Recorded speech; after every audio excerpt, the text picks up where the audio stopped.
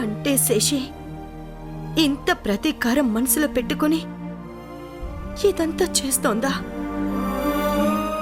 రాము చేసిన త్యాగం ఎలాంటిదో ఏమాత్రం అర్థం చేసుకోకుండా పగతో బాలుని పెళ్లి చేసుకుని ఈ ఇంటికి కోడలుగా వచ్చి మొత్తం కుటుంబాన్ని సర్వనాశనం చేస్తోందా?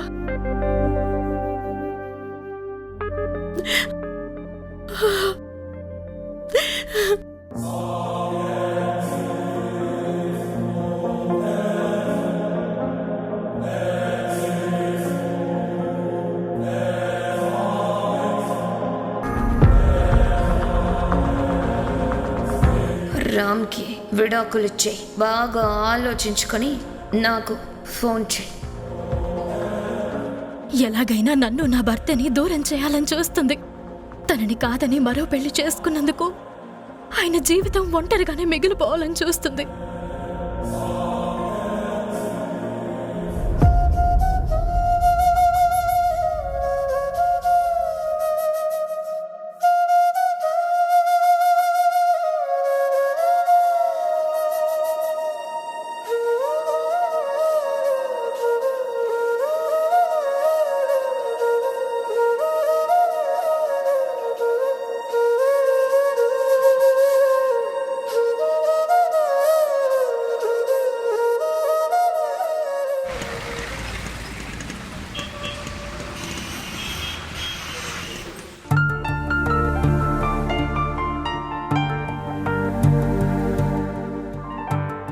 రే, ఆ స్క్రూ డ్రైవర్ అందుకోరా.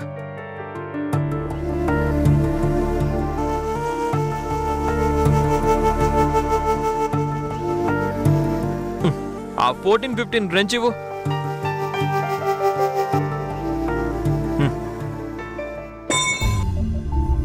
హే, చేతికి ఇవ్వడం నేర్చుకోరా. ఇన్ని రోజుల నుంచి ఇక్కడ పనిచేస్తున్నావు, ఆ మాత్రం తెలీదా? మాస్టరు మీరా? సారీ మాస్టారు, మన రమణగాడు అనుకున్నాను మాస్టారు. అయినా మీరు నాకు టూల్స్ అందించడం ఏంటి మాస్టారు? ఏ అంత పెద్ద కుటుంబం నుంచి వచ్చిన మీరు ఇక్కడ ఒక సాధారణమైన మెకానిక్గా పనిచేయడం లేదా?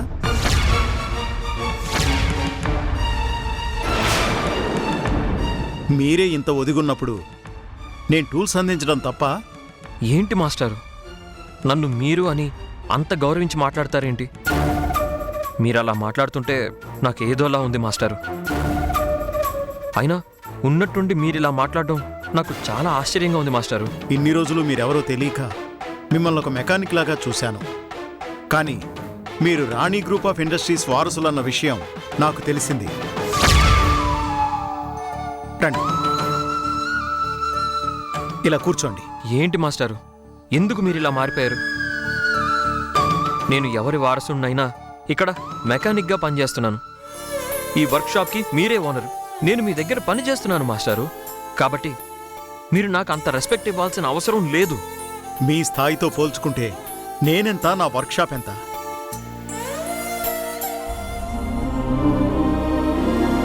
అలా అనకండి మాస్టారు.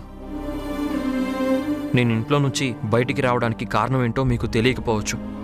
కానీ నేను ఒంటరిగా బయటికి వచ్చిన రోజున నన్ను పిలిచి పనిచ్చిన గొప్ప మనిషి మీరు. కష్టకాలంలో నాకు పనిచ్చి ఆదుకున్నారు. ఆ గౌరవం, కృతజ్ఞత ఎప్పటికీ మీ మీద అలాగే ఉంటుంది మాస్టారు. దయచేసి మీరు నన్ను పెద్దింటి మనిషిలా చూడకండి. నాకలా బతకడం కూడా ఇష్టం లేదు మాస్టారు. అందుకే నేనెవరో బయట ప్రపంచానికి తెలియకుండా నా సొంత కాళ్ల మీద నేను నిలబడ్డానికి నేను ఇక్కడ మెకానిక్గా చేరాను మాస్టారు. నేను ఇలా ఉండడానికే ఇష్టపడతాను.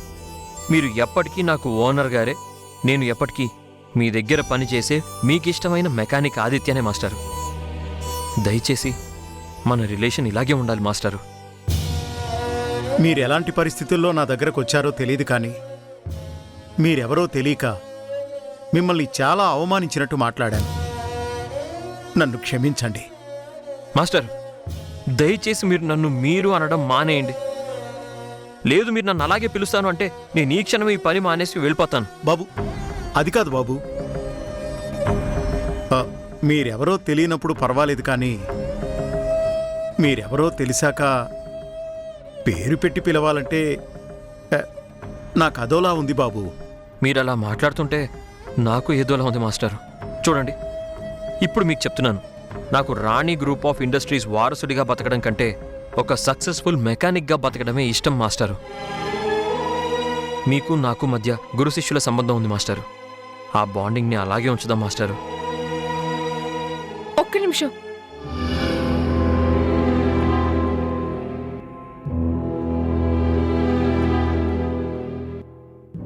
గుడికి వెళ్ళొచ్చాను, ప్రసాదం తీసుకోండి.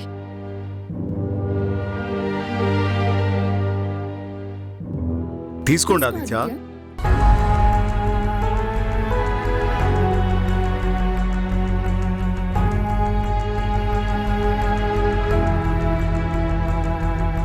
మాస్టర్, నేను ఇప్పుడే వస్తాను మాస్టరు. సరే బాబు.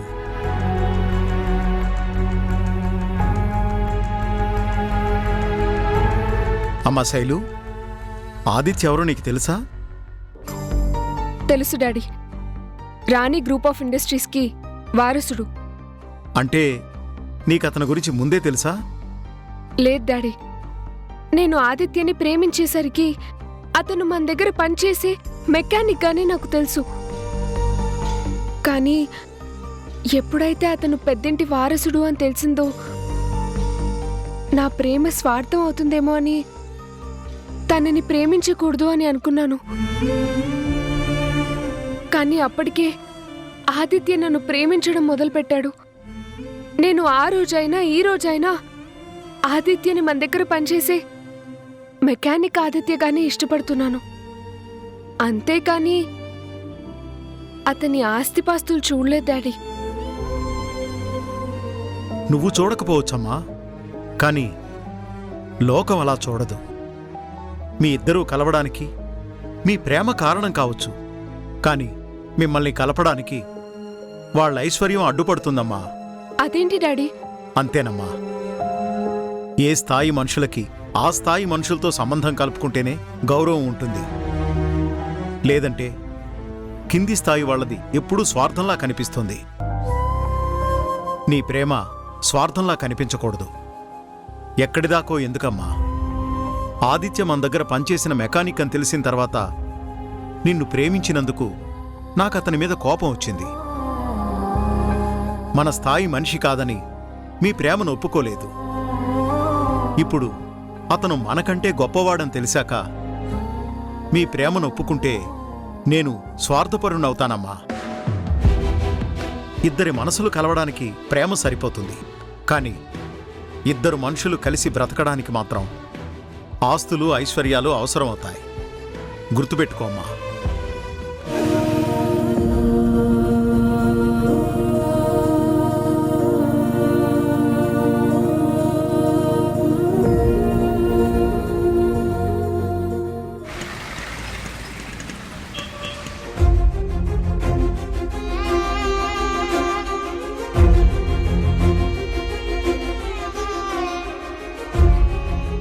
ఇప్పుడు ఉద్యోగం పోయిన విషయం సీతకి తెలిస్తే తను చాలా బాధపడుతుంది. కార్తీక్ ఎట్టి పరిస్థితుల్లోనూ శశి చెప్పినట్టు వినడు, నన్ను ఉద్యోగంలో నుంచి తీసేయడని చెప్పాను. కానీ శశి అనుకున్నది సాధించిందని తెలిస్తే సీత శశితో గొడవ పడుతుంది. ఇప్పుడున్న పరిస్థితుల్లో సీతకి నిజం చెప్పడం మంచిది కాదు.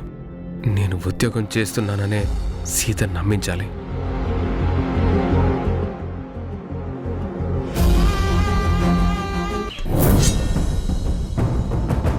రామ్కి విడాకులిచ్చేయి. బాగా ఆలోచించుకొని నాకు ఫోన్ చేయి. ఎంత ద్వేషం పెంచుకుంది, చివరికి నన్ను నా భర్తకు దూరం చేయాలని చూస్తుందా? నా ప్రాణం పోయినా ఆ పని చేయను. ఎట్టి పరిస్థితుల్లోనూ నేను ఆయనకి విడాకులు ఇవ్వను. ఏం చేస్తుందో అది చూస్తాను.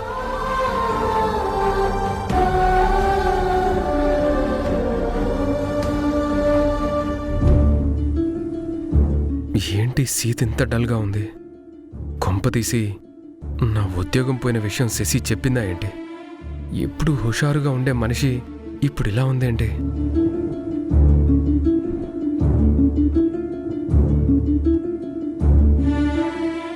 సీత, ఏమైంది? ఎందుకలా డల్గా ఉన్నావు? ఏమండి?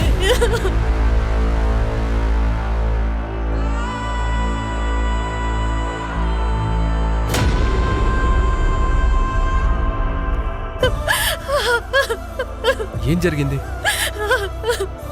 చెప్పు. ఏం లేదండి. మరి ఎందుకిలా బాధపడుతున్నావు? బాధ కాదండి, ఎందుకో మిమ్మల్ని చూడగానే మీ గుండెల మీద వాలిపోవాలనిపించింది. అంతే, అంతేనండి. మనసులో ఏదో బాధ ఉంటేనే ఓదార్పు కోసం ఇలా చెయ్యాలనిపిస్తుంది సీత. ఏమైందో చెప్పు. శశిని కలిసావా? ఇప్పుడు శశిని కలిశానంటే తనన్న మాటలు చెప్పాల్సి వస్తుంది. నన్ను విడాకులు ఇవ్వమని అడిగిందన్న విషయం చెప్తే ఈయన కోపం వస్తుంది, బాధపడతారు. అందుకే చెప్పకపోవడం మంచిది. సీత, నిన్నే. శశిని కలిసావా? అబ్బా, అబే, అదేం లేదండి. మరైతే ఇంతలా ఎందుకు ఏడుస్తున్నావు?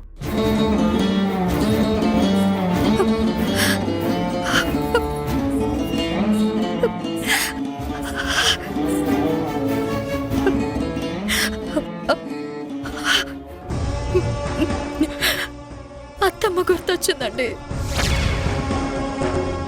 అన్నీ బాగుంటే అందరం చక్కగా కలిసి ఉండేవాళ్ళం. కానీ ఈరోజు ఎవరికి వాళ్ళం అయిపోయాం. ఇదంతా ఆ శశి వల్లే కదండి. అవును సీత, నేను చేసిన ఒక పొరపాటు ఇన్ని సమస్యలకు కారణమైంది. జరిగిన దాంట్లో మీ తప్పే ఉందండి. మీరేమీ కావాలని శశికి అన్యాయం చేయలేదు కదా. కానీ శశి అలా అనుకోలే సీత. ఇప్పటి వరకు నాకు శశికి మధ్య ఉన్న ఒకప్పటి ప్రేమ గురించి నీకు మాత్రమే తెలుసు. కానీ ఇప్పుడు అది అమ్మకు కూడా తెలిసిపోయింది.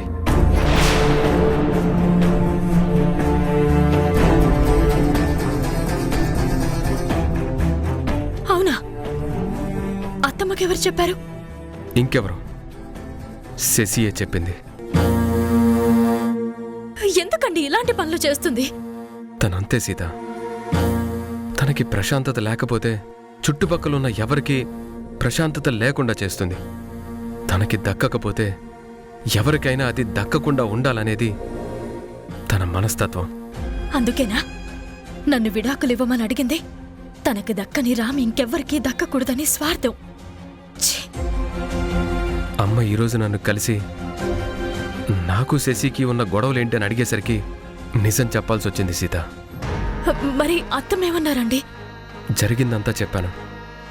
అమ్మ దృష్టిలో నేనెప్పుడూ మంచివాణ్ణే కదా. శశి గురించి పట్టించుకోవడం మానేయని చెప్పింది. అత్తమ్మ దృష్టిలోనే కాదండి, అందరి దృష్టిలోనూ మీరు మంచివాళ్లే. జరిగిన దాంట్లో మీ తప్పేం లేదని ఎవరైనా చెప్తారు.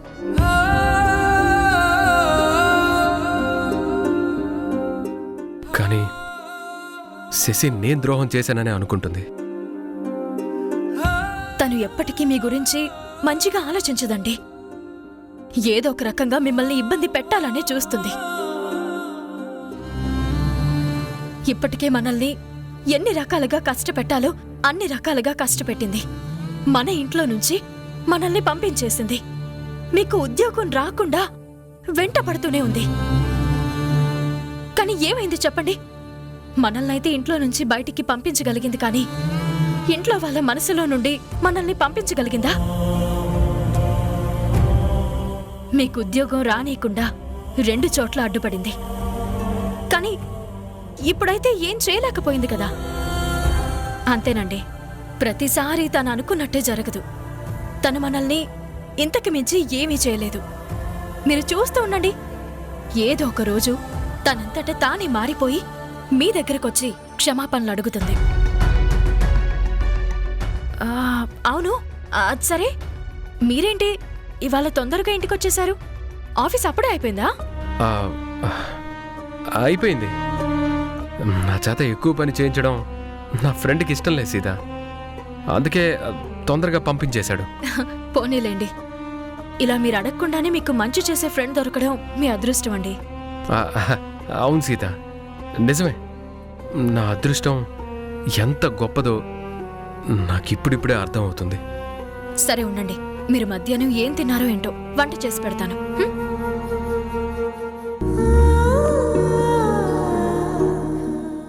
ఎట్టి పరిస్థితుల్లోనూ ఉద్యోగం పోయిన విషయం సీతకి చెప్పకూడదు. నాలోనే దాచుకోవాలి.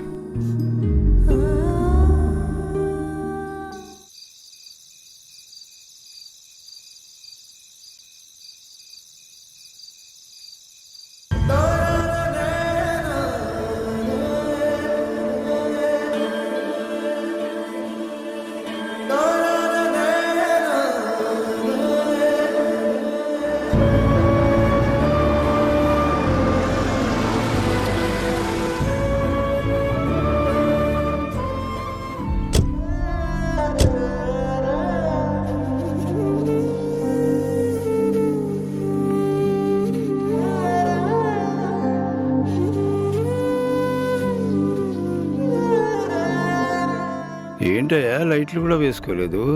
ఇంట్లో ఎవరు లేరా?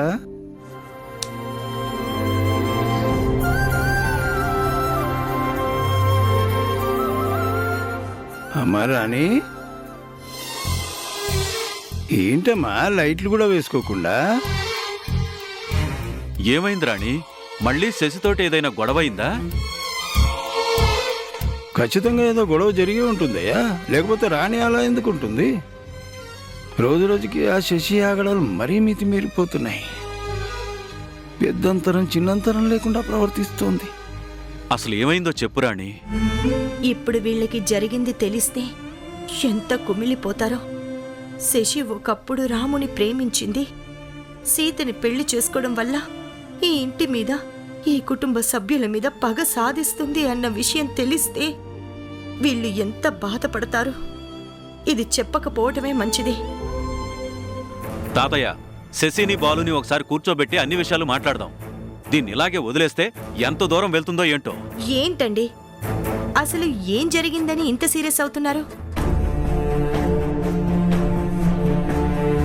నేను రాము సీత గురించి ఆలోచిస్తూ అలా కూర్చొని ఉండిపోయాను. లైట్ వేసుకోవటం మర్చిపోయాను. దానికెందుకు ఇంత సీరియస్ అవుతున్నారు? మనం ప్రతిదీ శశికి బాలుకి రిలేట్ చేసి మాట్లాడడం బాగుండదు. వదిలేయండి. రండి, భోజనం వడ్డిస్తాను.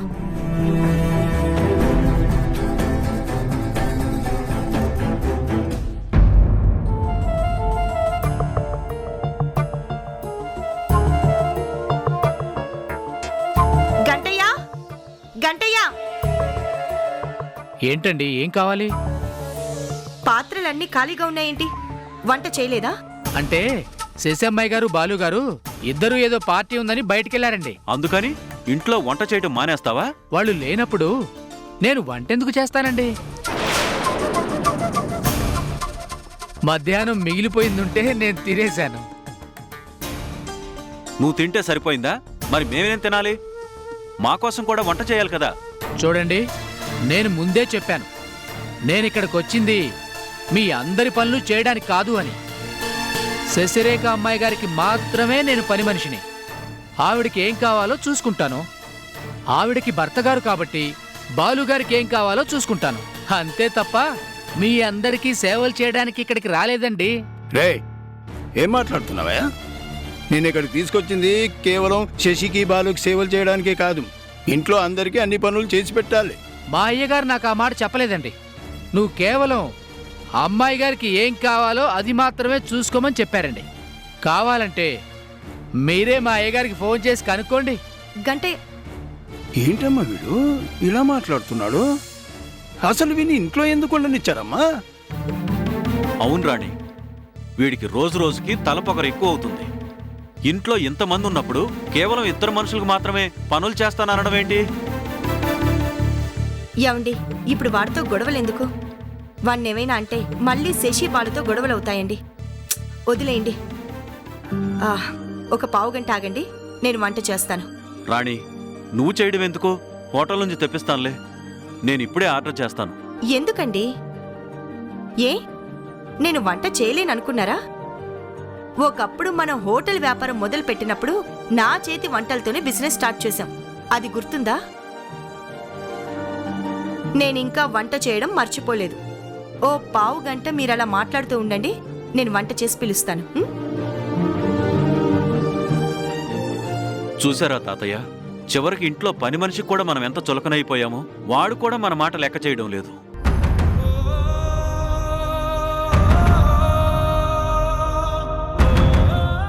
ఈ దారుణాలన్నింటికీ కారణం ఎవరో కాదమ్మా, శశి వదినే.